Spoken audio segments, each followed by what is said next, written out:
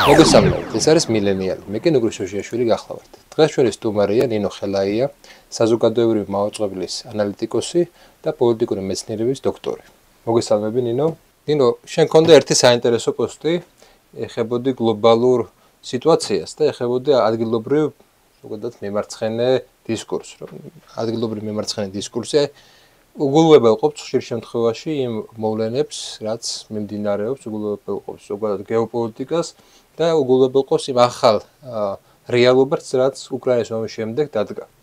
და ისევ რაღაცნაირად დავიწროება ხდება, აი იჭერენ ხალხს თუ არ იჭერენ ხალხს, აი ესეთი დავიწროება ხდება და არ ხდება მემარცხენეების მიერ რაღაცა გლობალური მოვლენების განხილვა. მე ნახე რომ ბევრი შემოვიდა, ბევრი ადამიანმა რაღაც საკუთარი მოსაზრება დაწერა, გააპროტესტა შენი პოსტი იყო ესეთი მორალისტური რაღაცა როგორ თქვა, ზემოდაყურება კი არა, არამედ რაღაც დათგუნვის მცდელობა, ხო, ბულინგის მცდელობა იყო ესეთი, მაგრამ მეორე მხრივ ჩვენ ვიცნობთ ამ ხალხს. ეს არის ის ადამიანები, რომლებიც მუშაობდნენ კოლონიალიზმზე, ეს არის ის ხალხი, რომლებიც მუშაობდნენ გარკვეულწილად ისე საკითხებზე, რაზეც უნდა მუშაობდეს მემარცხენეები. და ამ დროს, როდესაც მათ თვალწინ ვიოსაიდი საკითხი გასკდა, მათ თვალწინ მოხდა უამრავი რაღაცა, ხო? არ იმჩნევენ ამ ყველაფერს და ჩართული არიან იმ პროცესებში, რა პროცესებიც პრინციპში მე ამ პროცესს უწოდებ ნეოლიბერალიზმის ან ლიბერალიზმის რაღაც აგონიის პროცესს. ეხლა რაც ხდება საქართველოში. როგორ ხსნი შენ ამას, რატომ მოხდა ისე, რომ მთლიანად შეუერთდა მემარცხენეების ნაწილი ამ ლიბერალურ დისკურსს და რატომ მოხდა ისე, რომ ადამიანები, რომლებიც წლებია რაღაც კოლონიალიზმზე მუშაობენ, რაღაც უფრო ფართო თემებზე მუშაობენ, კონკრეტულ პოლიტიკურ პროცესში ეს ყველაფერი უგულვებელყოფს. კი ბატონო, პირველ რიგში ალბათ იმაზე გავამახვილებდი ყურადღებას, რომ თვითონ ეს ჩემი ნაწილი არ ეხებოდა მხოლოდ მემარცხენეებს. ანუ გარკვეულწილად, როდესაც რაღაცა მცირე მითითებასავით ან რაღაცა ანალიზის მცდელობა არის ისეთი, რომელიც მიუთითებს, რომ რაღაცა გლობალური და უფრო გრძელვადიანი ისტორიული პროცესები უნდა გავითვალისწინოთ დასკვნების მიღების პროცესში.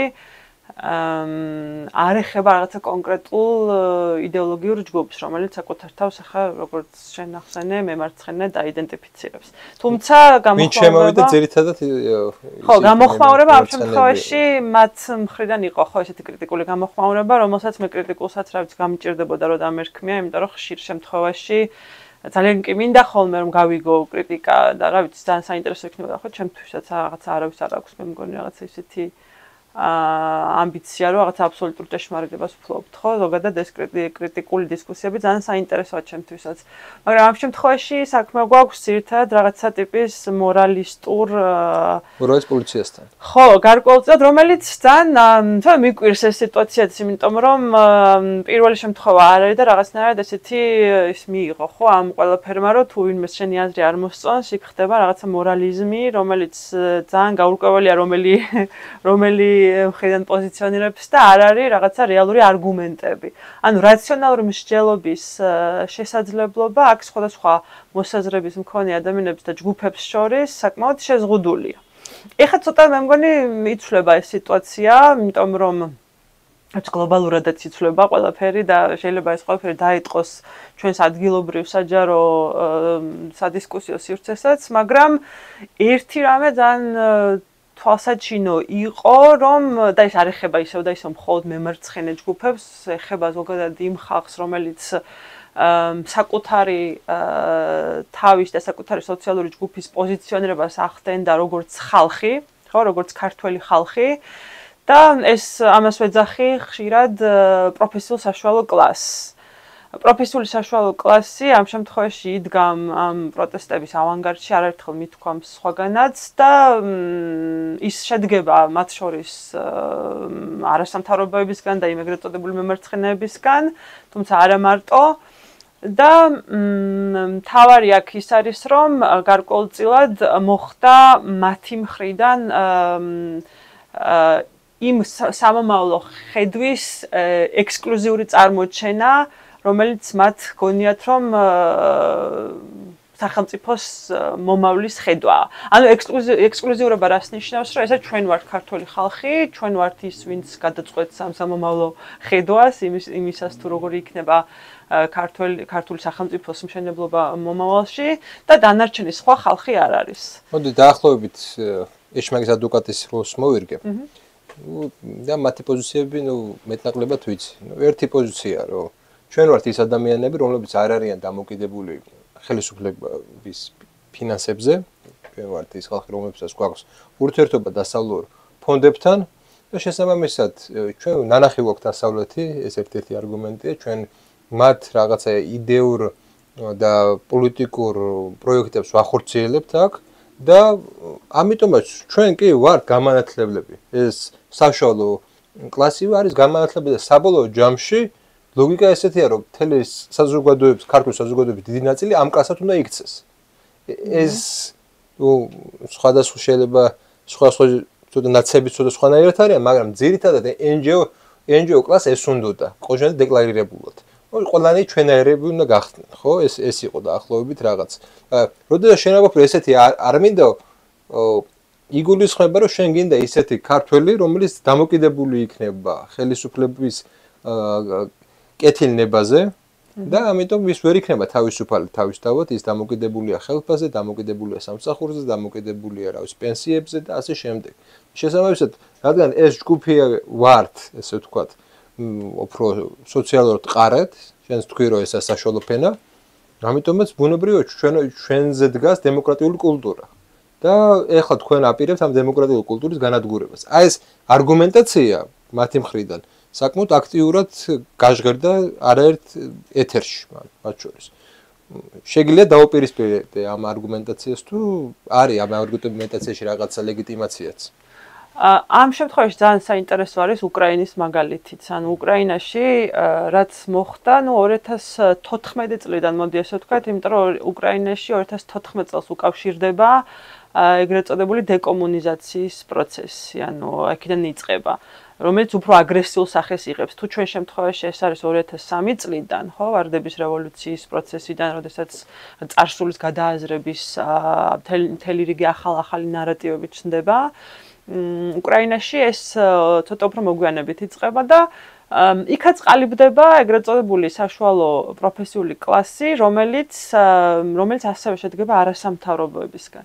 ანუ არასამთავრობოები ჩვენ ამ შემთხვევაში ვიცით, რომ პოსტსაბჭოთა სივრცეში არიან ის ორგანიზაციები, რომლებიც დაფინანსებული არიან ასევე სამთავრობო დონორებისგან, ანუ სამთავრობო სახსრებით, თუმცა უცხო სახელმწიფოს სახსრებით, ხო, უმეტესობა ის რაღაცა დონორთა ინფრასტრუქტურა, რომელიც ჩვენს ქვეყნებში და არა მხოლოდ საქართველოში, არამედ ზოგადად პოსტსაბჭოთა ქვეყნებშიც აფინანსებდა არასამთავრობო ორგანიზაციებს, ისინი ეს იყო სახელმწიფო სახსრები, ხო, USAID-იც ერთ-ერთი მისი სახელმწიფო იყო. კი ბატონო. რადიო თავისუფლება მათ შორის. მათ შორის, ხო, არა მხოლოდ, ხო, ანუ მთელი რიგი, ანუ ეს არგუმენტი, რომ რაღაცა სახელმწიფოს მხრიდან არ ვფინანსდებით, ეს არ არის ამ შემთხვევაში მნიშვნელოვანი. მაგრამ უკრაინა რატომ ვახსენე? უკრაინაში ეს ხალხიც გარკვეულწილად და აი იმ ანალიზებს თუ წავიკითხავთ, რა ანალიზებიც კრიტიკულ პოლიტიკურ ანალიზს გულისხმობ, ცხადია.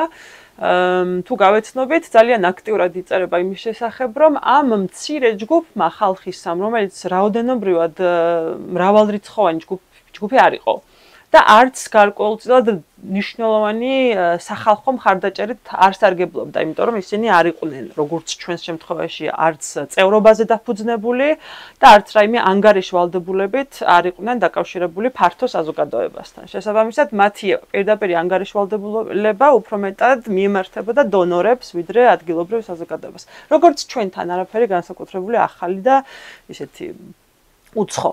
მაგრამ ამ შემთხვევაში მნიშვნელოვანი ის არის, რომ ამ მცირე ჯგუფმა ხალხისამ უკრაინაში მოახერხა, რომ პოლიტიკურად ძლიერი გამხდარიყო, უფრო პოლიტიკურად ძლიერი, ვიდრე ის უმრავლესობა, რომელსაც ასე ვთქვათ, ეგრეთ წოდებულ ჩუმ უმრავლესობას ეძახიან ხოლმე.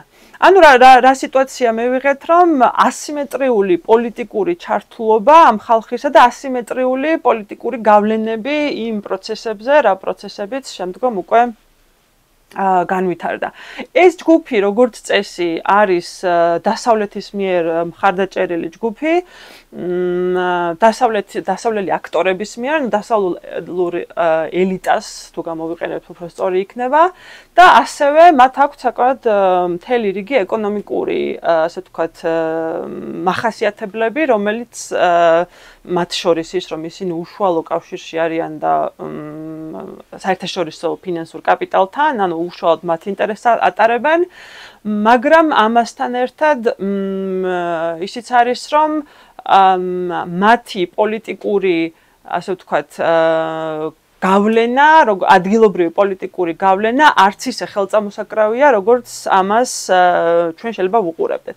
შესაბამისად, როდესაც საუბარია უკრაინაში მაგალითად ისეთ საკითხებზე, როგორც არის ომის თავიდან აცილება, ხო, ანუ მინსკის მაგალითად ხელშეკრულების ხელმოწერის საკითხი. 70,000-მდე NGO იყო, როდესაც ზელენსკი გახდა პრეზიდენტი. 72-74,000-ზეა ზუსტად აღარ მახსოვს, რომელმაც ხელი მოაწერა, თუ კი ზელენსკი დაიწყებდა მოლაპარაკებებს, სამშვიდობო მოლაპარაკებებს რუსეთთან, ისინი ზელენსკის მოღალატედ გამოაცხადებდნენ. ანუ ჯერ პრეზიდენტი ახალი გამხდარი იყო, მე ხა ზელენსკის პოზიცია არ ვიცი, უბრალოდ ვამბობ ფაქტს. როდესაც NGO-ებმა უკვე ესეთი ზეწოლა განახორციელეს ხელისუფლებაზე, რომ თუ ესე არ მოიქცევით, წინააღმდეგ შემთხვევაში გამოგასხავდეთ მოღალატეებად, ხო, რაღაცა რუსეთის და მიუხედავად ამისა, ომის წინ არსებობს უამრავი საინტერესო ანალიზი, მათ შორის ხშირად ვახსენებ ხოლმე ვლოდიმერ იშენკოს ნაწერებს, რომელიც ძალიან საინტერესო და ძალიან, ასე ვთქვათ, არა მეინსტრიმული წარმოდგენის მქონე ავტორი არის. და ძალიან ბევრს წერს ამ მოვლენებზე. აი ამ ნაწერებიდან ვიგებთ, რომ ომის წინა დღესაც იყო უკრაინაში იმისი პოლიტიკური შესაძლებლობა, რომ რაღაცნაირად სამშვიდობო პროცესით დასრულებულიყო ეს ამბები.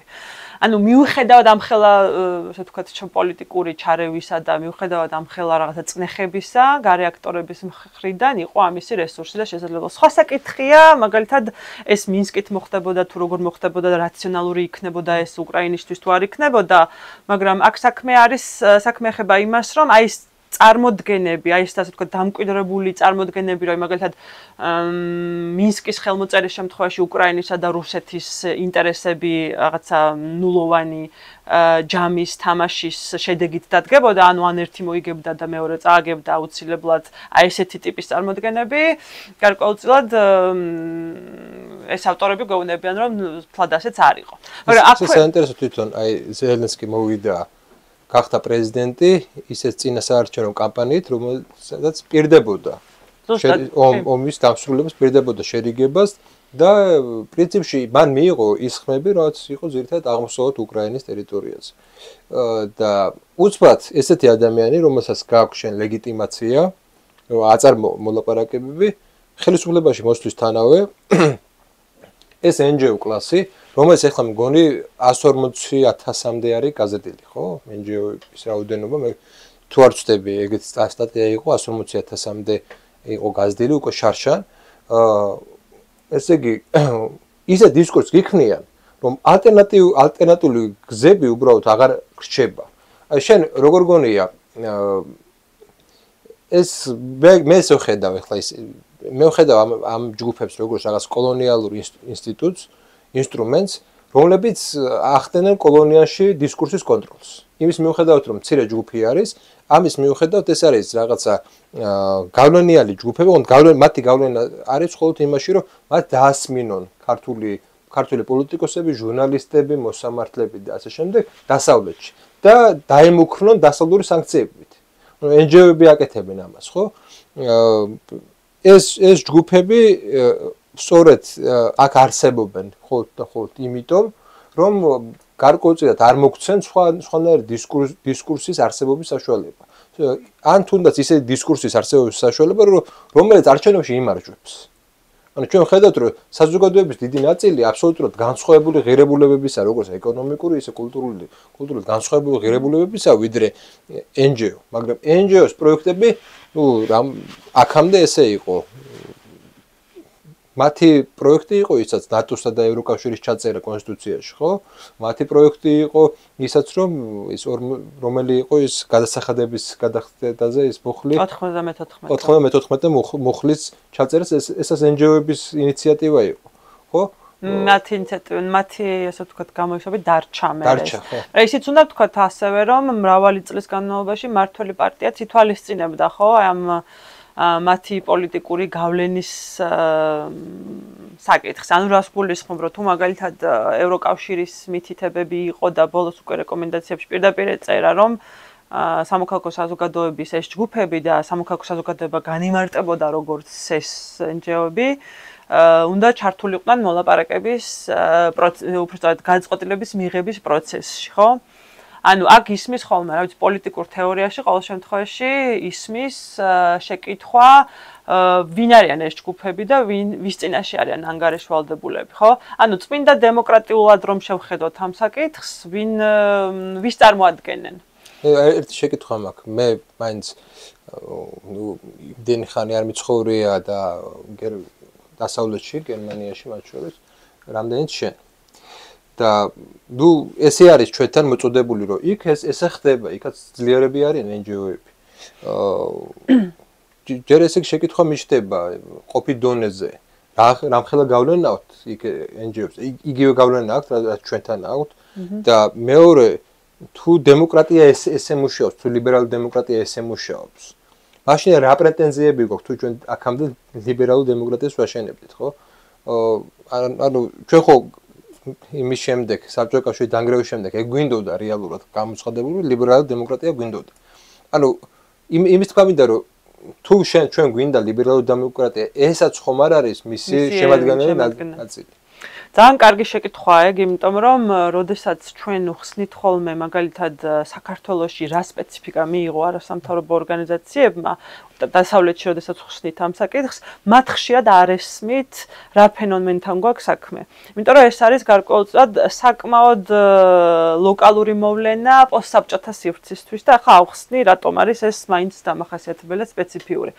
დასავლეთში როდესაც საუბარია სამოქალაქო საზოგადოების ორგანიზაციებზე და არასამთავრობო ორგანიზაციებზე, აქ საუბარია უმეტესად სახელმწიფოს მიერ დაფინანსებულ ორგანიზაციებზეც, რაც ამ შემთხვევაში, ჩვენს შემთხვევაშია საკმაოდ, ასე ვთქვათ, წარმოუდგენელი იყო ხოლმე, იმიტომ რომ აქ ასე ვთქვათ, დათქმა და დაშვება იყო, რომ სახელმწიფო არის რაღაცა მაინც ბოროტება, კორუმპირებული და შესაბამისად მის მიერ მხარდაჭერილი არასამთავრობო არ შეიძლება არსებობდეს, იმიტომ რომ არასამთავრობო იმიტომ არსებობს, რომ მან პირიქით რაღაცა ოჯდოგობა და კონტროლი და ესეთი, ასე ვთქვათ, შემზღუდველი როლი უნდა, წნიხი უნდა განახორციელოს. გერმანიაში ეს ადენაუერის ფონდი იქნება, როზა ლუქსემბურგის ფონდი იქნება თუ სხვა ეს პარტიული პარტია ცხადია ისინი პოლიტიკურ პარტიებზე მიბმული ფონდები არიან, მაგრამ ეს კიდე ესეც შეიძლება ჩავთვალოთ სამოქალაქო საზოგადოება. ზოგადად სამოქალაქო საზოგადოების შესახებ თეორიული დისკუსია, ხო, ანუ განმანათლებლობიდან დღემდე მოდის და სახეს იცვლის ეპოქების მიხედვით. ანუ თავიდან მაგალითად ისტორიულად სამოქალაქო საზოგადოება იყო ეკონომიკური სფერო, ანუ ამ სფეროში ბურჟუაზია ცდილობდა საკუთარი გავლენების დამკვიდრებას რაღაცა გადაწყვეტილების პროცესში. ანუ ეს იყო იმის შემდგომ ტრანსფორმაცია განიცადა ცხადია. ახლა ევროკავშირის დღევანდელ კონტექსტში სამოქალაქო საზოგადოების აქტორები საერთოდ ახლოსაც არ არიან იმ პოლიტიკურ გავლენებთან, რა პოლიტიკური გავლენებიც ამ ორგანიზაციებს აქვთ პოსტსაბჭოთა სივრცეში.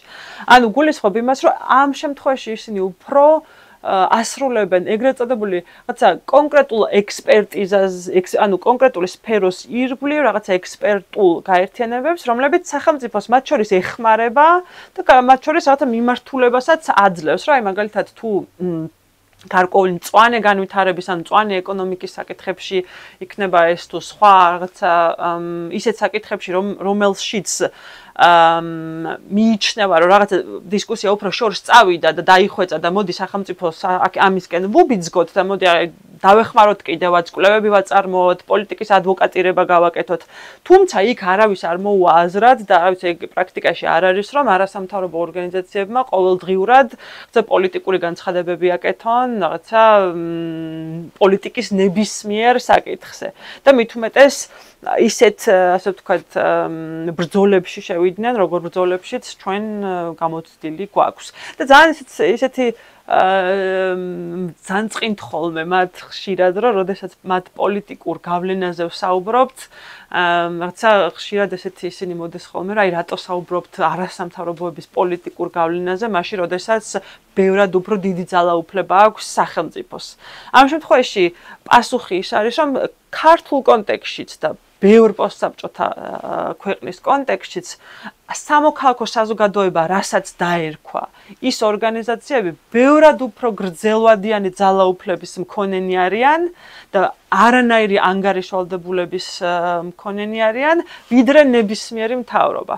იქნება ეს ნაციონალური მოძრაობა, დღევანდელი ქართული ოცნება თუ სხვა. ანუ მათი ძალაუფლება 30 წლის განმავლობაში ბევრად უფრო განგრძობადი და უწყვეტია. ანუ თავრობები იცვლებიან და ისინი რაღაცნაირად მაინც რჩებოდნენ ხოლმე, ასე ვთქვათ, აი ამ ძალაუფლების პოზიციაში. და აქვე ისიც უნდა აღვნიშნოთ, რომ თუ დღეს მაგალითად ეს შეცვლილი არის, რაღაცა ყოველ შემთხვევაში გადააზრება ხდება ამ პროცესების, ხო? ანუ კრიტიკულად ხდება ამ საკითხების დანახვა და პირველად ხდება ამ 30 წლიან ისტორიაში კრიტიკული შეკითხვების დასმა იმასთან დაკავშირებით თუ რას წარმოადგენს დონორის მიერ გაცემული თანხა.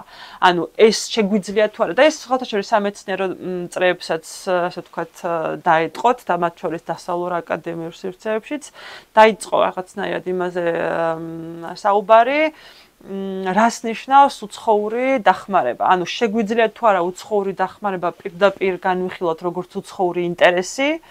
ან ის უცხოური ინტერესი შეიძლება თუ არა ყოველთვის ცუდი იყოს, ხო, შეიძლება კარგიც იყოს, ხო, რაღაც გარკვეული საკითხებში, რაღაცა იყოს რაღაცა პროგრესული და ასე შემდეგ. და მეორე ძალიან მნიშვნელოვანი საკითხი, რაც ჩვენთვის არის ძალიან ასე ვთქვათ რელევანტური, არის რომ თუ აქამდე უცხოური დაფინანსება ითვლებოდა გარკვეულწილად ქველმოქმედებად, ხო, რაღაცა ესეთი ტიპის კეთილი გამოვლენა, ესე ვთქვათ, კეთილი საქმეებისთვის დახარჯული დახმარება. ხო, ანუ რაღაცა ტიპის საქველმოქმედო აქტი იყო ეს, რომელსაც ისა თუ ის ხალხი, ხო, ამ ხალხისგან, იმ ხალხისგან ეს დახმარება, ესე წარწერებიც გვახსოვს, ხო? თუ ეს ასე მიიჩნეოდა, გარკვეულად ეხლა ხდება ამისი გადააზრების პროცესი.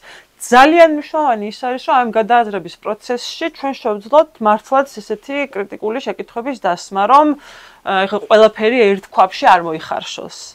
ანუ ყველაფერი რაღაცნაირად მე ცოტა ეს ამის მეშინია, რომ ხშირ შემთხვევაში ყველაფერი ერთ ქვაბში იხარშება. ის რომ შენც იცი სამეცნიერო გრანტების მნიშვნელობა ну თანამედროვე კონტექსტიდან გამომდინარე, ხო? ერთი ისაა რომ შეიძლება ზოგადად ეს პროცედურა არ მოგწონდეს და სხვა მიგაჩნდეს, სხვადასხვა სისტემა მიგაჩნდეს სწორედ, მაგრამ ის რომ ეხლა ბევრი ადამიანი უბრალოდ გადარჩა აკადემიურ სფეროში, სწორედ იმიტომ რომ არსებობდა ეგეთი სფერო და ეხლა ერთი ხელის მოსმით შეიძლება ეს ყველაფერი უცბად დაკარგოს ადამიანებმა, ხო? ეს მათთვის იქნება გარკვეული პრობლემა. ამიტომ ჩდება ესეთი შეკითხვა, მე მაქვს ესეთი პრობლემა. აი მაგას სოროსთან დაკავშირებით. წარმოიდგინოთ არის ადამიანი ძალიან დიდარი, მილიარდელი, რომელსაც გააჩნია რაღაცა იდეები. აი ოპერის იდეები, ლიბერტარიანული რა ვიცი რა დავარქვა, ოპერი ხო უფრო ლიბერალური საზოგადოება და მისი მტრები, ხო?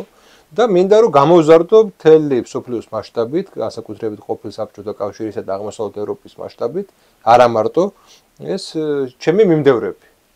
ქნის სასწავლო ცენტრებს, სადაც ადამიანები სწავლობენ, იქნება ინფრასტრუქტურა, იქნება ყველაფერი იქნება, ეს უკვე ჯგუფურად იქნება და ისინი იმ იდეის მატარებლები ხდებიან, რა იდეაც მე მინდა რომ გქონდეთ მათ.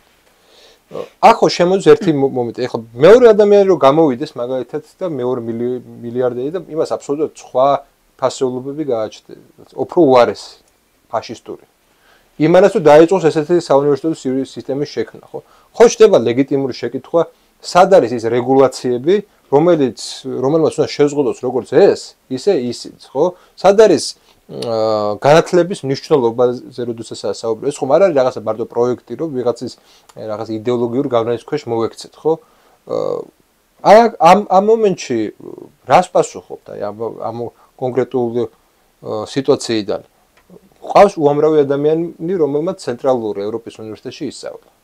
რომელიც ახლა დასაქმებულია სხვადასხვა ფონდებში, სხვადასხვა სტრუქტურებში და ასე შემდეგ. რას ვეუბნებთ ამ ადამიანებს? თუ თქვენ ახლა ისე ისწავლეთ, არ მოგწონს სოროსი და ისე ისწავლეთ და არ ახართ საჭირონი თუ სხვა რაღაცას ვეუბნებთ. აი ესაა ჩემი ესეთი შეკითხვა. ანუ ორი შეკითხვა გამომივიდა, მაგრამ პრინციპში ერთმანეთთანაა დაკავშირებული. ეგ საკითხი თვითონ რაც ახლა დასვი არის ძალიან მნიშვნელოვანი, იმიტომ რომ საქმე არ ეხება მხოლოდ სამეცნიერო საზოგადოების წარმომადგენლებს, ანუ ან მეცნიერებს და აკადემიკოსებს, რომლებიც გარკვეული გრანტებით სარგებლობდნენ და ვიცით რომ უამრავი გრანტის ქვეშ საინტერესო პროდუქტი დადებულა, ხო?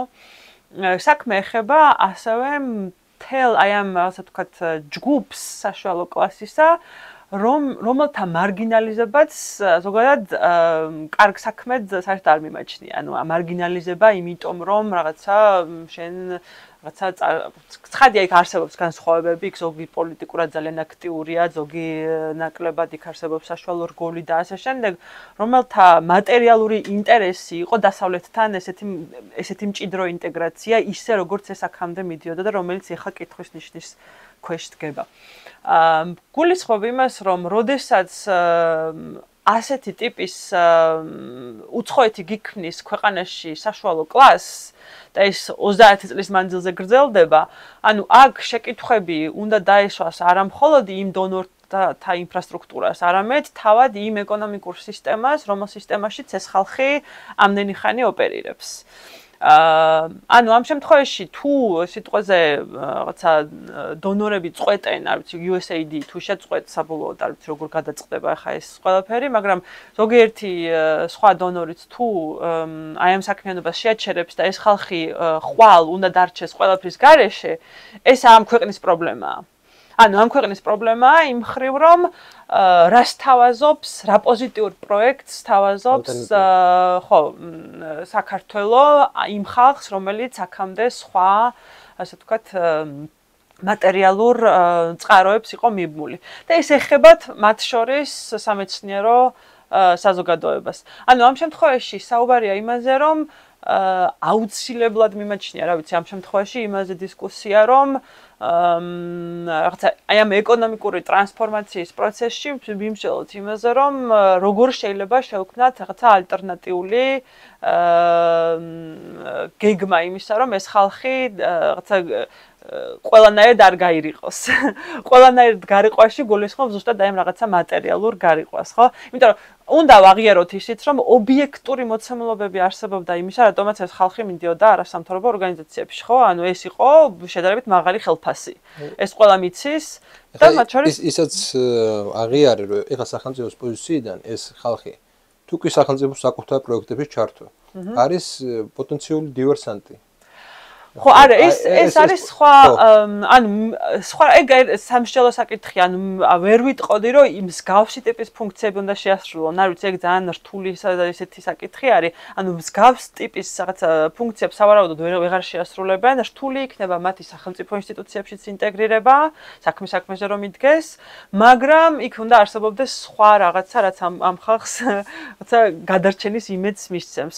ანუ მე არ გულისხმობ, რომ მათ ისე იგივე ფუნქციები უნდა ატარონ და იგივე პოლიტიკური პროცესების თანამონაწილეები უნდა გახდნენ, როგორც ეს აქამდე იყო და ისევ რაღაცა ავანგარდის რაღაცა პოზიციაში ესაუბრნონ სახელმწიფოს, მაგრამ სამსჯელო არის ის, რომ ეს ხალხი ამ საზოგადოების რაღაცა ნაწილი არის და მათი უმრავლესობის საფიქრალი მე რაღაცა საკმაოდ მაღალი პროცენტულობით ვარ ამაში დარწმუნებული, რომ მათი უმრავლესობის ყველაზე ესე ვთქვათ ესეთი დიდი საფიქრალი არის ის, რომ რა იქნება მათი მატერიალური მდგომარეობა თუ ეს ყველაფერი ესე შეიცვლება. ამიტომ დავარქვი მე თავის დროზე, როდესაც ძალიან დიდი რაღაცა ის მოყვა ამ ყველაფერს გამოხმაურება რატომღაც, რომ ეს ხათა საშუალო კლასის ინტერესებს ატარებს მეთქე ეს პროტესტი. ინტერესი ამ შემთხვევაში არის მატერიალური ინტერესი, დაიცვას თავისი არსებული პოზიცია. დაიცვას თავისი არსებული ასე ვთქვათ მდგომარეობა იმ კონიუნქტურაში, რა კონიუნქტურაც არსებობს.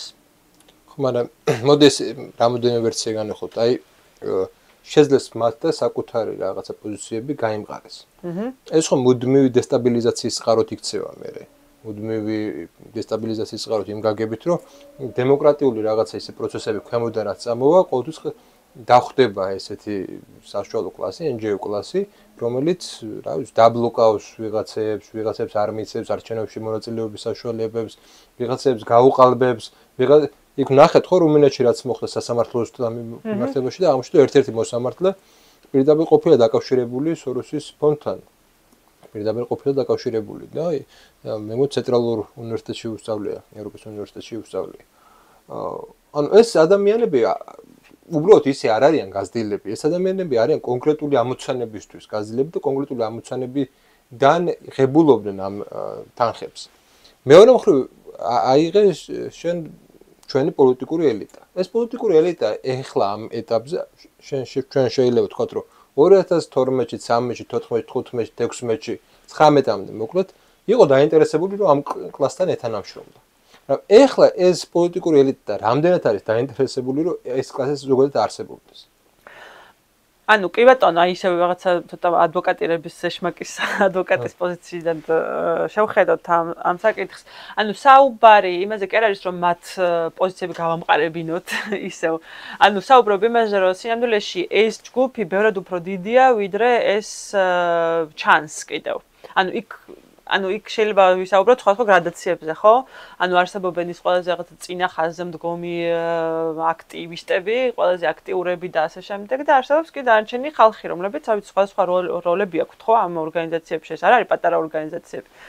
და როდესაც საუბრობთ აი მსგავსი ტიპის ალტერნატიულ საკითხს, ეს არის საუბრობა არა სოციალური პოზიციის გამყარებაზე, როგორც ისევ იგივე ფუნქციის შემასრულებელი პროფესიული საშუალო კლასი, არამედ ვსაუბრობ რაღაცა მატერიალური წყაროს ქონაზე. ანუ არ ვსაუბრობ იმაზე, რომ მათ ისევ რაღაცა პოლიტიკური დღის წესრიგი უნდა გაამყარონ.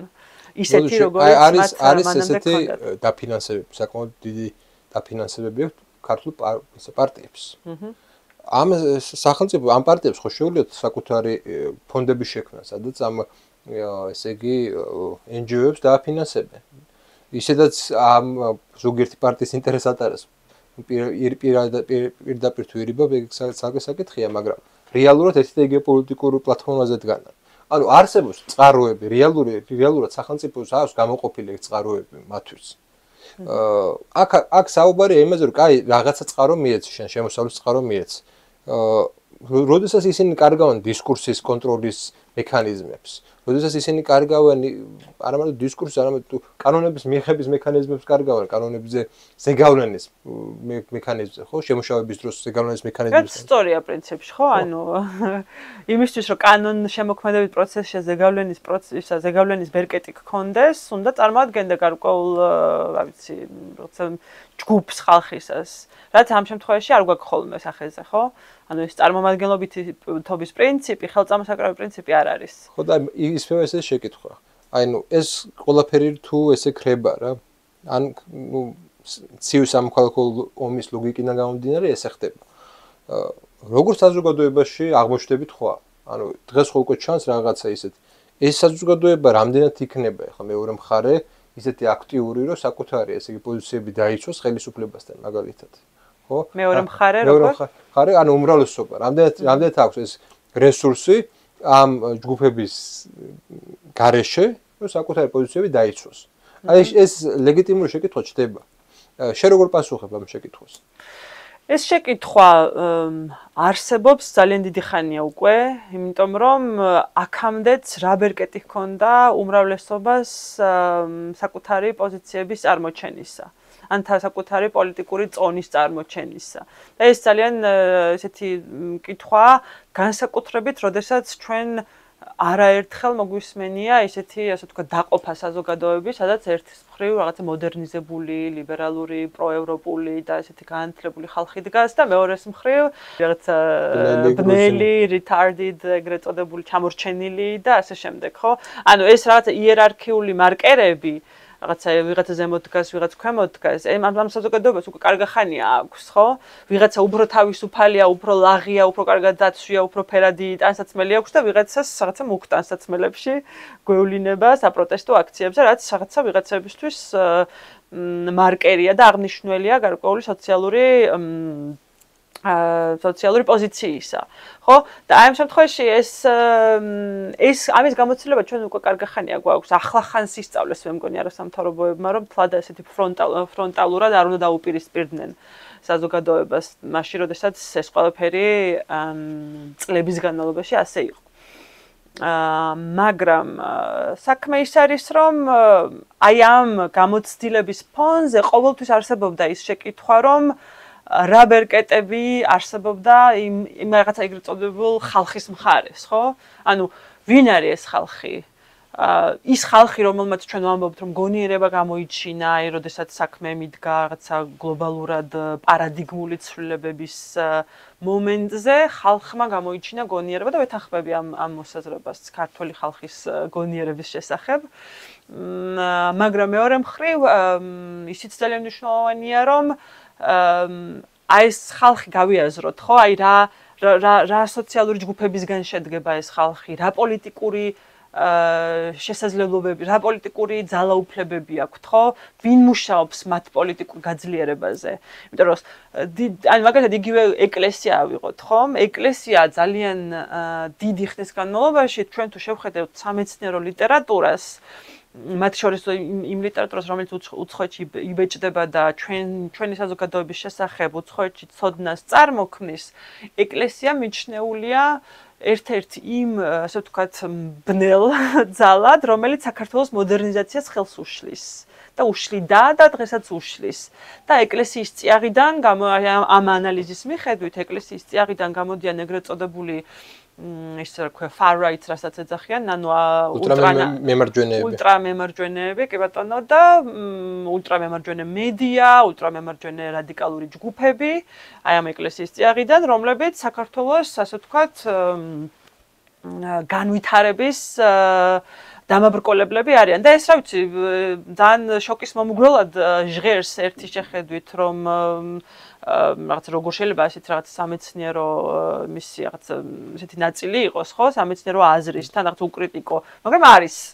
ანუ ძალიან და არც ისე არაპოპულარული სხვათა შორის, რომლებიც აი ამ მათ შორის საინტერესოა, რომ მათ შორის ესეთი ბობულა ლიბერალების დიდი ნაწილი რაღაც თავის ბიოგრაფიის რაღაც ეტაპზე დაახლოებული იყო საპატრიარქოსთან. შემიძლია სახელი გვარებით ჩამოთვალო. გიგი უგულავა, რა ვიცი, თავისუფლების ინსტიტუტის ძალიან ბევრი წარმომადგენელი, ბექამინდიაშვილი და სხვა ესეთი რა, ესეთი ლიბერალი ისეთი უფრო ინტელექტუალები. კი, მაგრამ ამ შემთხვევაში ხო უფრო მე ინტელექტუალურ ჯგუფებს გულისხმობ, ხო? ანუ იმ ინტელექტუალურ ჯგუფებს, რომლებიც საზრის უქმნიდნენ იგივე 2003 წლის შემდგომ პროცესებს და ცვლილებებს. ანუ 2003 წლის შემდგომ პროცესებს უნდა ვთქვათ, რომ ძალიან სერიოზული ინტელექტუალური გამამყარებელი, ესე ვთქვათ, სვეტები ჰქონდა. და მათ შორის ის, რომ, რა ვიცი, აი ისე იმ ნაწერებს თუ გადავხედავთ, მოდერნიზაციის პროცესი საქართველოში დაიწყო 2003 წელს. მაშინ, როდესაც, რა ვიცი, 90-იან წლების შემდგომი პროცესი, ზოგადად ვიცით, რომ პოსტსაბჭოთა დემოდერნიზაციის ეპოქაა, ხო? ანუ პოსტსაბჭოთა დეინდუსტრიალიზაცია და დემოდერნიზაცია, ხო, რომელიც, რა ვიცი, 2003 წელს საქართველოს გლობალურ ბაზარზე ინტეგრაციით არ შეწყვეტილა პირიქით.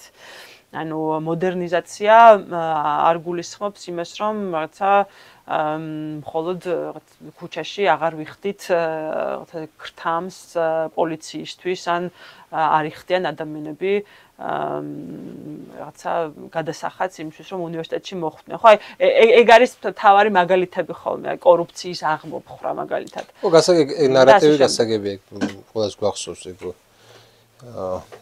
მაგას ნაცების ნარატივს უწოდებ მე პრინციპში. სადაც მოვიდა განმართველებელი უმცირესობა, რომელმაც ბნელი საბჭოთა მენტალიტეტის მქონე ქართველები, წინააღმდეგობის მიუხედავად შეცვალა და მაინც გამოზარდა ახალი თაობა, რომელიც ეხლა გამოდის და აპროტესტებს აი ამ აქციას. ესაა მთელი ესე იგი ლოგიკა. მაგრამ აი მეორე ესეთი მომენტია, რომ შენ საუბრობდი სამოქალაქო საზოგადოებაზე, აი მაინც ესე ვთქვათ, ანსხვავებ როგორც ჩანს შენ NGO კრატიას ან NGO-ში დასაქმებულ ადამიანებს სამოქალაქო საზოგადოების, სხვა სამოქალაქო საზოგადოებისგან, ხო? სად ხედავ ამ სხვა სამოქალაქო საზოგადოებას? ერთი ახსენე ეკლესია. ეკლესია ხო არის ერთ-ერთი რაღაც მომენტი არის, მაგრამ მაინც ლიბერალ პარადისზე აღწერაში აღმოჩნდი უცბად. ერთ მხარეს არის რაღაც ბრნელი ბრეული და მეორე მხარეს არის რაღაცა საშუალო ფენა. ხო, NGO-ში დასაქმებული საშუალო ფენა. არ ქართულ საზოგადოება უფრო მრავალფეროვანია, ხო? კი, ანუ სად ხედავ შენ, ანუ ვინ უნდა იყოს ის ხალხი, რომელთა რაღაც შეთანხმებაზე შედგება ახალი სამოქალაქო კულტურა. ვინ უნდა იყოს? აი ვინ უნდა შეხვდნენ, აი ძალიან ისეთი უტრირებული ნათქვამია, მაგრამ ვინ უნდა შეხვდნენ ერთმანეთს, რომ რაღაცა წესებზე, რაღაცა მიმართულების, განვითარების მიმართულებაზე შეთანხმდნენ. ესეც ძალიან ესეთი ფუნდამენტური შეკითხვაა, ხო? იმიტომ რომ აქამდე გარკვეულ წელს ცხოვრობდით საზოგადოებაში, რომელშიც საზრისებს ქმნიდნენ NGO-ები. ანუ რა ვიცი, დღემდე ჩემი სტუდენტების და რა ვიცი, ბევრი სტუდენტების უმეტესობა ხშირად არასამთავრობოების მიერ მომზადებული, ეგრეთ წოდებული რეპორტებით ან სხვადასხვა კვლევებით სწავლობს სხვადასხვა საგნის შესახებ, იმიტომ რომ უბრალოდ იმ მარტივი მიზეზის გამო, რომ ალტერნატიული წყაროები გამოპუბლიცირებული ნაშრომებისა ძალიან მწირია. ხო, ანუ ეს ძალიან ობიექტური მიზეზის გამო ისევ და ისევ. თვითონ რაც შეეხება სამოქალაქო საზოგადოებას, სამოქალაქო საზოგადოება ჩვენთან დაერქვა NGO-ებს, ხო, როგორც თქვით, პოსტსაბჭოთა სივრცეში, ის რაღაცა ამერიკის თუ დასავლეთის მიერ რაღაც democracy promotion-ის დემოკრატიის მხარდაჭერის პროექტების ფარგლებში არასამთავრობო უნდა ყოფილიყო ის, რაც სამოქალაქო საზოგადოებად ითარგმნებოდა. მაგრამ აი სამოქალაქო საზოგადოება ვიცით, რომ ამ შემთხვევაში ფართოდ ცნება. ან ვიცით, რომ იგივე ეკლესიის მრევლი მაგალითად არის სამოქალაქო საზოგადოების ნაწილი, რომელსაც აქვს თავისი გარკვეული, ასე ვთქვათ, სამოქალაქო კომპონენტი, იმიტომ რომ ის არსებობს სახელმწიფოსა და საზოგადოებას რაღაცა გამაშვალება ორგანიზებული ელემენტია, ხო? მოძღვარი, კონკრეტული მოძღვარი უნდა იყოს ამ რაღაცა შეთანხმების პროცესში. კიდევ ვინ? არა, უნდა იყოს კიდე ცალკე საკითხია, ანუ უნდა იყოს სხვა რამეა, მაგრამ მე ვამბობ იმას, რომ სინამდვილეში კითხვის ნიშნის ქვეშ ისიც დგება, უნდა გამოვიყენოთ თუ არა ეს ცნება, როგორც რაღაცა პროგრესული ცნება. თუ დავანებოთ თავი, ანუ სამოქალაქო საზოგადოებაზე ვისაუბროთ, როგორც რაღაცა მნიშვნელოვან აქტორზე, თუ დავანებოთ თავი, იმიტომ რომ რაღაცნაირად ამ ეპოქაში, ამ ისტორიულ ეპოქაში ეს ცნება გაირყვნა. გაირყვნა იმ მხრივ, რომ ის აღარ წარმოადგენს სამოქალაქო საზოგადოების იმ რაღაცა ნორმატიულ იდეას, რომელიც კარგი იდეაა. ანუ პროგრესისტულ გაგებას აღარ წარმოადგენს. ხო, ანუ პროგრესისტულ გაგებას რომელ ეპოქაში წარმოადგენდა, ეს კიდე საკითხავია, ანუ ყოველთვის ის პროგრესული არ იყო, მაგრამ სამოქალაქო საზოგადოების ბევრი მიდგომა, თეორიული მიდგომა არსებობს და მათ შორის, ავიცი, ხშირად გრამშისაც ვციტირებ ხოლმე ამ შემთხვევაში, გრამშისთვის მაგალითად სამოქალაქო საზოგადოება არის ის, რომელიც დაეხმარება ნორმატიული სახელმწიფოს მშენებლობა, ან ნორმატიული ამ შემთხვევაში ან სოციალისტური, ან კაპიტალისტური სახელმწიფოს მშენებლობას თავისი სამოქალაქო კომპონენტით. ანუ ამ შემთხვევაში ჰეგემონიას მან დამყარებს სამოქალაქო საზოგადოება და იმისთვის, რომ ჰეგემონია დამყარდეს, არ არის მხოლოდ რაღაცა ძალის კომპონენტი. და არა სამხედრო და იძულებითი კომპონენტი, რომელიც სახელმწიფოს ლეგიტიმური კომპონენტია, არამედ არსებობს ასევე სამოქალაქო კომპონენტი, რომელიც კონსენსუსს შეგექმნის ქვემოდან. ანუ ეს რაღაცა ტიპის საზოგადოების მობილიზაციას ვინც ქმნის რეალურად, ვინც ახერხებს, რომ მის ირგვლივ საზოგადოების მობილიზაცია მოახერხოს. ამაზე საუბრობ შენ. ანუ რის გამოც ამ კონსენსუსის გამო სახელმწიფოს აღარ დასჭირდება ძალის გამოყენება. იმიტომ რომ სამოქალაქო საზოგადოება დაეყრდნობა, სახელმწიფო დაეყრდნობა სამოქალაქო საზოგადოებას. მაგრამ აქ მნიშვნელოვანი შეკითხვა არის ისეთი, როგორი სახელმწიფო. ანუ ნეოლიბერალური სახელმწიფო, ისეთი სახელმწიფო თუ ასეთი სახელმწიფო.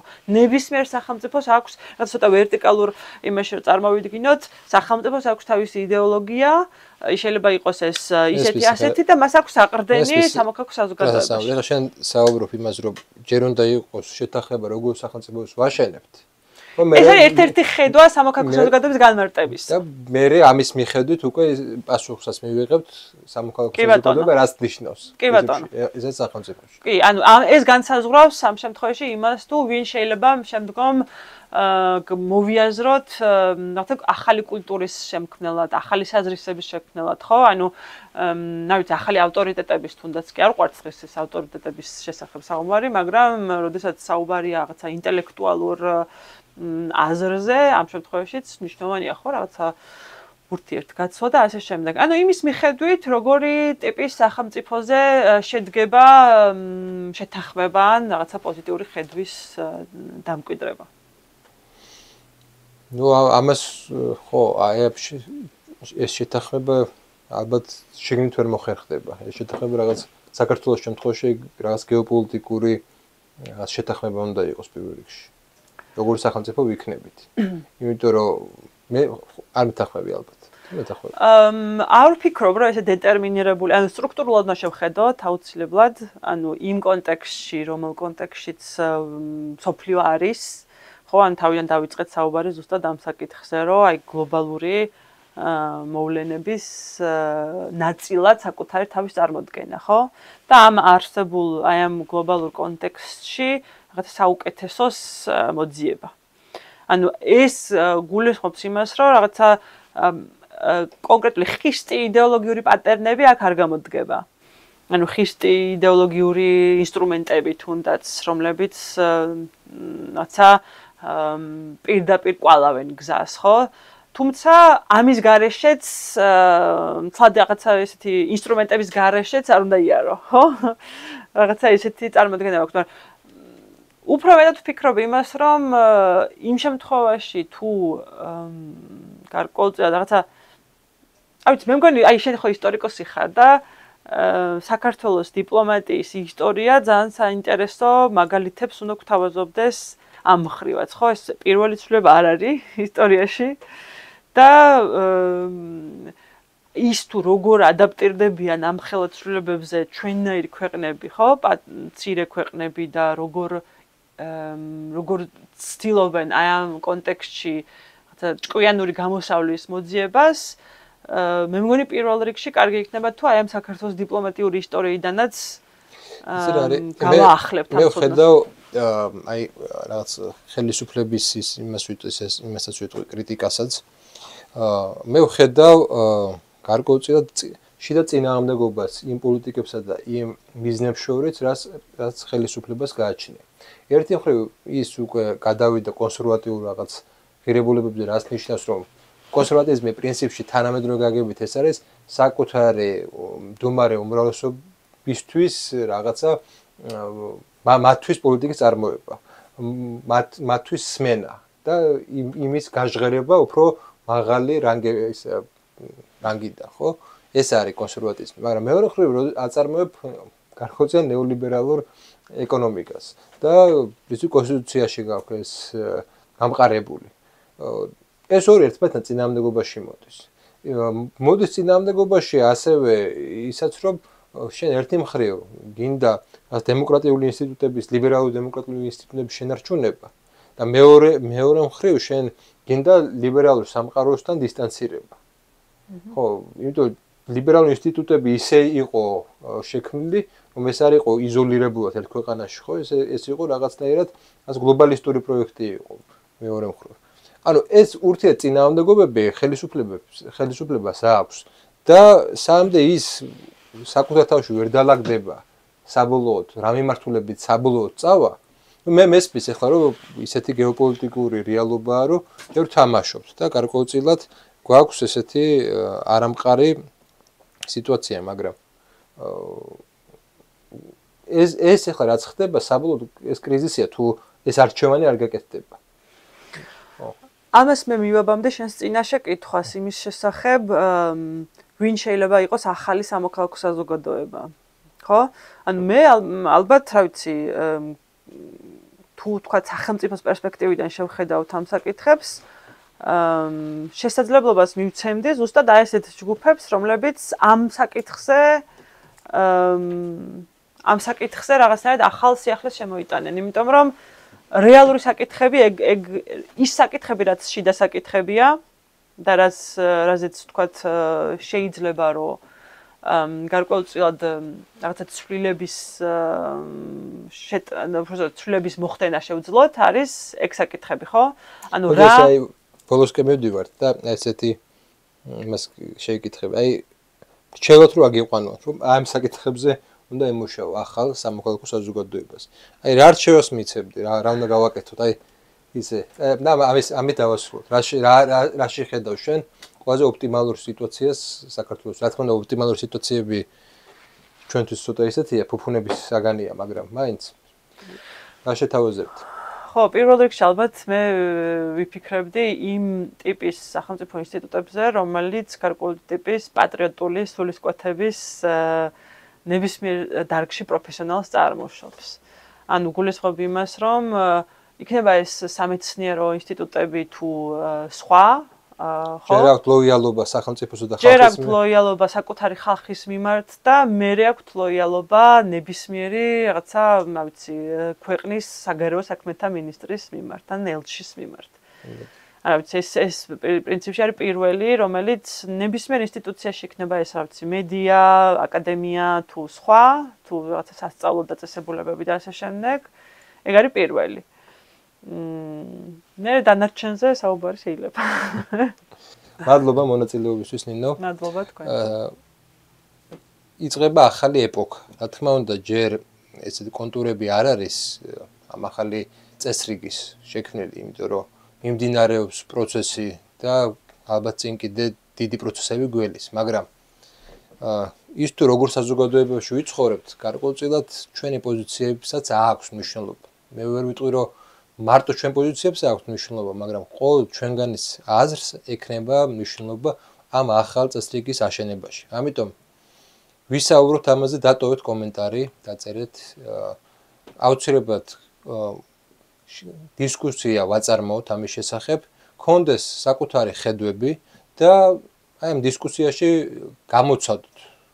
შევეჯიბროთ ესე ვთქვათ, ვინ რა პოზიციიდან ხედავს. მე ვგონია რომ რაზეც ვისაუბრეთ მე და ნინო, ეს არ არის სრული სურათი, ეს არის მხოლოდ ის რაღაც ნაწილი, საიდანაც ჩვენ ვუყურებთ ზოგადად სამყაროს და მას შორის ქართულ რეალობას, თუმცა ქართული რეალობა ვიაზრებთ რომ ეს არის მრავალმხრივი და ბევრი ის შრე ჩვენთვის უცნობი არის. ამიტომ საჭიროა აი ამ დისკუსიის პროცესში ყველა ის შრე იყოს შევსებული და ჩვენ ვიცოდეთ ერთმანეთის რეალობა, რომელიც სამწუხაროდ დღეს ბოლომდე არ ვიცით. ამიტომ საჭიროა იდეები გავცვალოთ და გქონდეს დისკუსია. მადლობა ყურადღებისთვის, მოვა შეხვედრამდე.